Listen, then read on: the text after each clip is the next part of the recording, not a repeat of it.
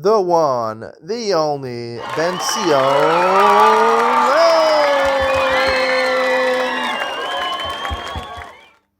Good afternoon and welcome to Yeshiva YouTube.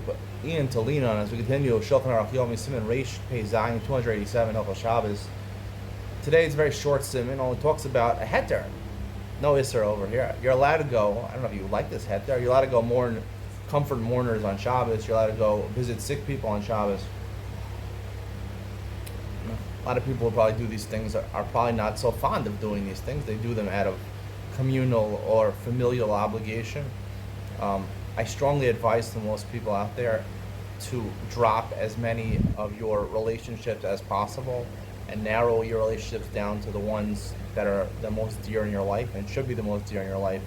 Otherwise, you will never have any time for yourself or your family or for your work or for fun. So worry about yourself first and worry about others last, especially people that are not really your friends. I'm gonna have to tell people this because people are stupid. A lot of this world is very stupid. Most of the world are filled with a lot of. Not saying everyone is stupid, but there's a lot of people that are stupid about this thing. I think, and it's the fact that they always want other people to think that they have a lot of friends. People are always. One of the things that a person always wants to think.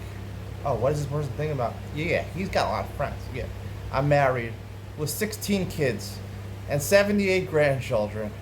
But yeah, I got a lot of friends. I got a ton. We hang out. We go to the casino. We go to the Kiddush club on Shabbos. Honest to God, I mean, if you're a married man and you have a wife and kids, maximum you have time for one friend. Maximum. When it's mutually beneficial to both of you. You don't have time for more. If you're spending time with your friends, I mean you're cutting time out of where you should be, and you should be seeking enjoyment. And that's with your wife and your family and your work, and maybe some on vacation. But if you're a dedicated man and you do what you're supposed to be doing with your life, because you realize that will bring you true happiness, you're not going to care how many people think, how many friends you have on Facebook. I have how many friends I have on Facebook? I have 1,800 friends on Facebook right now. I don't know most of them are. They're not. That's the world. You need Facebook to wake up people and say, wait a second, are these guys really my friends? I saw a message someone he wrote on his birthday. He said he has 1,200 friends on Facebook. He only got 12 messages on his birthday for happy birthday, and Facebook reminds you when the person's birthday is. 12 messages, and he wrote, so much for Facebook, quote unquote friends.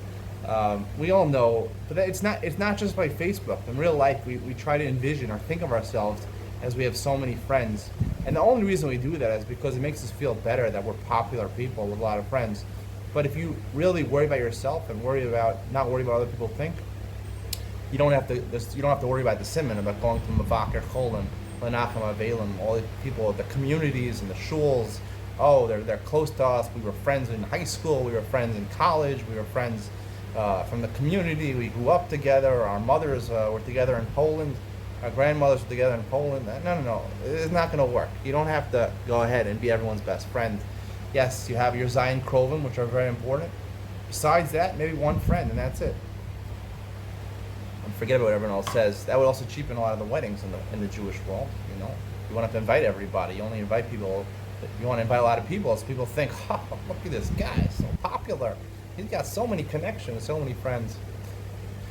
Anyway, the Iyun Shir, I like to rant sometimes just for fun because it's my show and it's my camera and I get to do whatever the heck I want.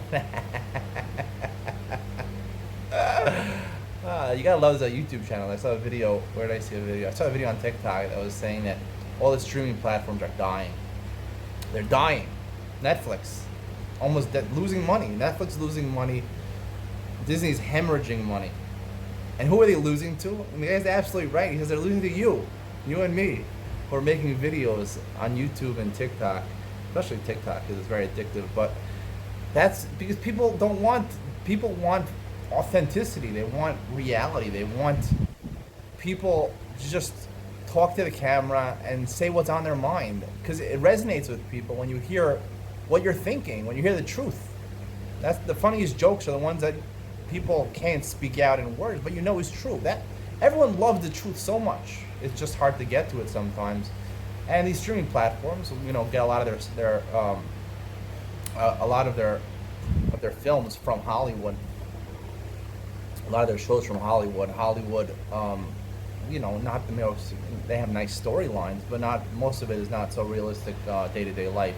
People like to hear the truth. They like to hear about what every person struggles with, every person deals with. So this is the reality of the world, and I believe I've said this a long time ago. I said this a long time ago that YouTube and TikTok were going to replace streaming networks, but now the numbers are actually coming in, and it's starting to happen in real life. And in 2 years, no one's going to be subscribed to Netflix. Even Netflix, it's done. They're done. They're done. Unless Netflix can come up, hire people like me to go make shows for them. That's what they're gonna have to do. They're gonna have to reach into the real market, and get the good content creators. Anyway, we listened to my rant for 6 minutes. If you're still here, that means you're a smart person, because it means you're a normal person, because you're entertained by normal stuff, fun stuff. But I will talk about this. It says Nichal Avel Bikar Cholim you're allowed to do on Shabbos. Now, what's the problem with doing on Shabbos? The Torah forbid it. The rabbis forbid it. So look at the Magen Avraham. He says, "B'koshi itiru." According to the Gemara in Shabbos, not good beis. "B'koshi itiru lenacham avel b'akar cholim b'Shabbos." Perish. The Magen Avraham says, "Shachashashu shema yavo lizok." There are choshes. People are going to start screaming out and crying, and you're not supposed to have avel. You're not supposed to be sad on Shabbos. That's the basic premise of it. You're not supposed to sit on Shabbos. So they're matir it. Now, the problem I have is, what are their matir? The Torah forbid it? The Rabbanan forbid it? The Rabbanan first forbade it, and then they came. But what I think Chazal mean, of course it wasn't forbidden. But B'koshe Yitir doesn't mean it was asur and then they had to matir it. No. The way they matered it, the fashion that they matered it, they permitted it in, was in a specific way, so you shouldn't come to Avelos. For example, like the halacha is, you're supposed to say, Shabbos you're supposed to say that. And once you say that, it takes the focus off of the plight. Let's say the person you're visiting is very sick. You want to cry.